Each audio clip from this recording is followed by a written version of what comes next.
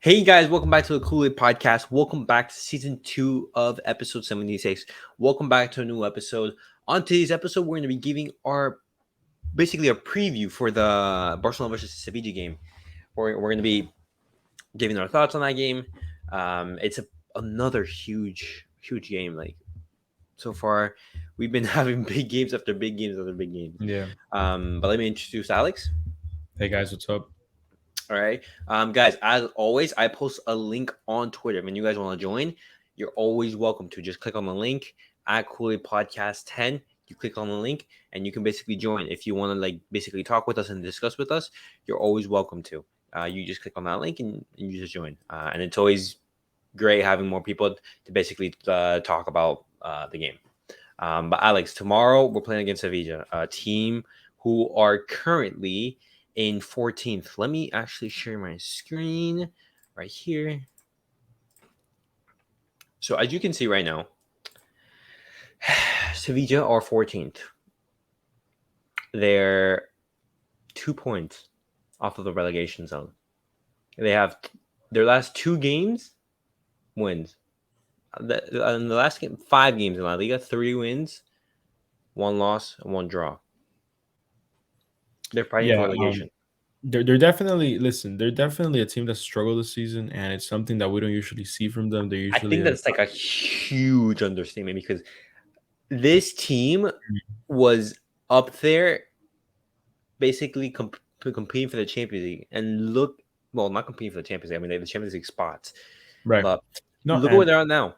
right. It's a team that historically has always been I would say a top 6, even a top 4 team at times, and it's really a shame to see them.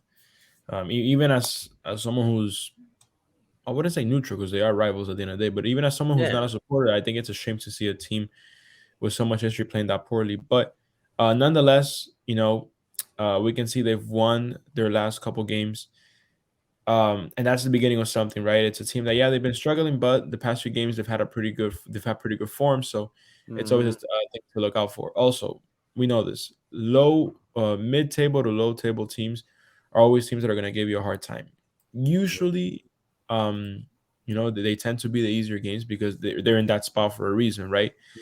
But don't be mistaken that this team is not bad by any means. They have been struggling a lot this season, but it's a team that is going to give us a fight. And it's a team of quality. It's a team that's going to make it hard for us to come out of there with 3 points.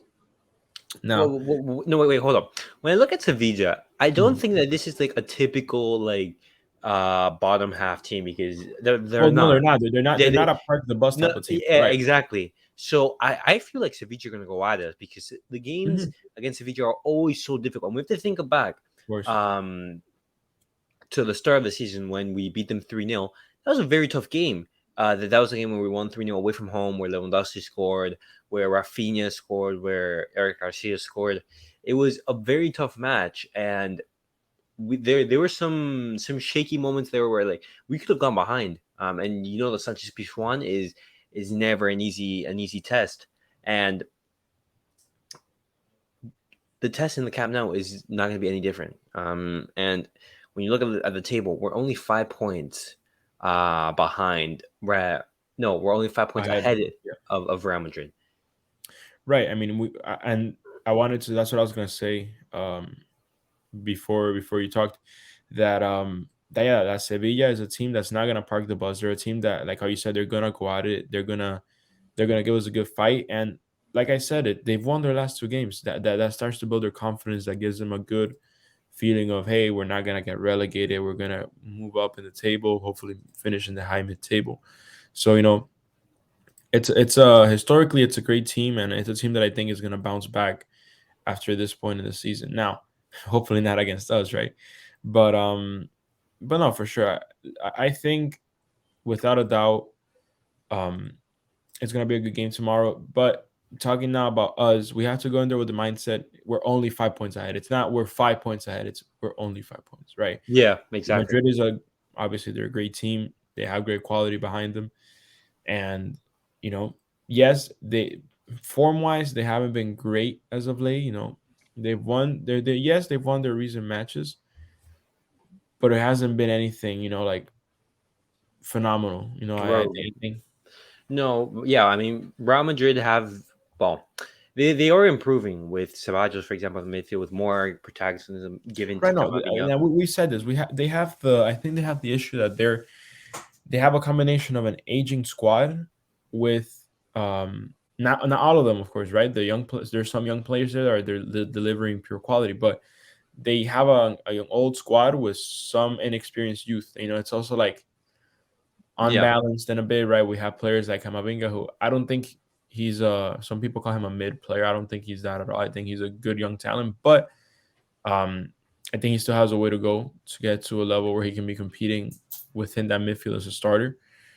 And yeah, like they have players like Modric, Cruz, who yes, they have been quality for years and they have been amongst the best midfielders in the world, but they're older now, right? And yeah, physicality at the end of the day, it's part of the game. yeah, That's and why you then don't see it's like players. fatigue, Right. building up. That's why you It's don't see like the players play. minutes. Right. They don't play until their late 40s. Right. It's not Yeah, like other sports, but again, um, it's a team that's been struggling a bit. But at any point, they can just pick it up and win their games. They don't need you. You only need one goal to win. Right. So yeah, and um, yeah, I can see you brought up the starting 11. But right yeah, before we dive into that, I just wanted to say one thing. Tomorrow is a must win. Every game is a must win, right? But tomorrow is a must win more than ever because we're starting to see a gap between us and Madrid. We need to keep strengthening that gap. yeah. We need to make sure that when we play them, we're on such a good win streak that if we were to drop points, it wouldn't really mean much. Mm. And that's we gotta get these pesky teams out of the way. We gotta Yeah, because what's it called? When I think it was when Real Madrid was playing Valencia, at one point we were ahead by 8. We were mm. 8 points clear, and unfortunately Real Madrid won, which closed the gap to 5. But But still, but we gotta make this a 10 point gap, a 15 point mhm, gap as much as we can so we can mhm. win the league. Yeah, and the good thing is, well, I don't think this is a good thing actually. Real Madrid play tomorrow first. They play against Mallorca away. I believe is that who they play against? Let me see. I'm pretty sure Um, it's Mallorca as well. yeah, Mallorca. Yeah, Mallorca away from home, which you would expect Real Madrid to win. But the thing is, during midweek they have the Club World Cup. Um, that's an extra game, and we're gonna have a break actually. Well, we're gonna have a week-long break after this game. Yeah, So that's fatigue great. building up for and then the Champions League comes back, and then for the rest it's the Europa League, unfortunately. But it's gonna be playing. That's gonna be play a big factor. Hmm. Right, for sure. And listen, like you said, we gotta take every advantage we have. If we have a week extra, we take it and we use it to our Yeah. advantage, of Uh course. huh. But guys, this is the lineup that I think Xavi is going to go for, and that this is the lineup that I would go for. I would keep the same lineup that we played against Betis, because one, we have that week long rest. We don't need to rotate. We don't need to do anything else. These players are going to have enough time to basically recuperate. It's going to be Sevilla because even though they're having a terrible season, they're a good team. They're a team that you never count out, and it's at the Camp Nou. You want to get the 3 points. You want to basically close out the match day with that 5 point gap. Would you make any changes to this? Well, look, could you see man a little bit on it? Yeah. Give me 1 second. Yeah, that's better. Um, actually, no, I wouldn't. That's exactly the same one I was gonna go for. It's a very balanced squad. We're going out with our best defense. I think that's in Europe probably the best back line to this day, just purely based on goals that we've had scored against us, right? With that starting four back there. I don't Yeah. Remember, we've only conceded 7 goals in La Liga. mm, That's a very good number. Ter Stegen has been in for sure. fantastic form. No, Ter Stegen and the whole defense too. Yeah, the whole defense, but Mm. that's the difference.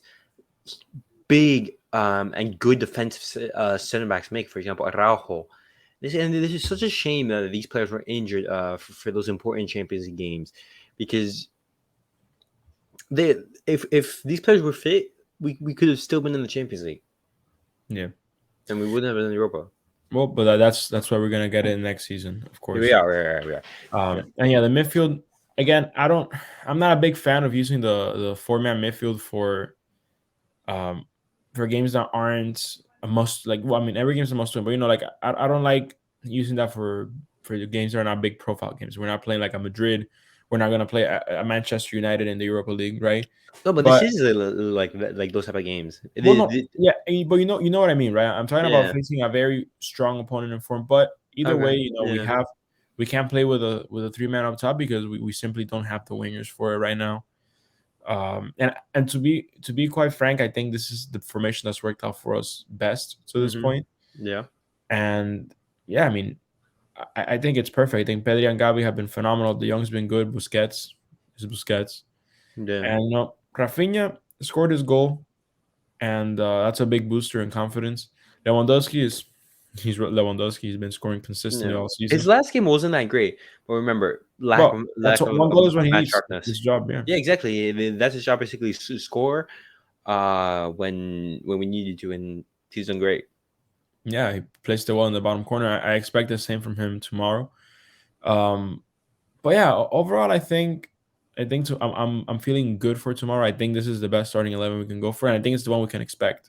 To be honest, When we can expect. yeah, Okay. maybe I was just thinking about it. Maybe since it's again not a team that's doing too great, maybe Xavi could put Jordi Alba at left back. It's not what I want. I'm just thinking of the stuff that he could do, but I will go with that same exact team with that in a heartbeat, without a doubt. Okay. Okay. Um, match prediction then. How do you think the game's gonna end? I mean, we are playing home, right? So We are playing home,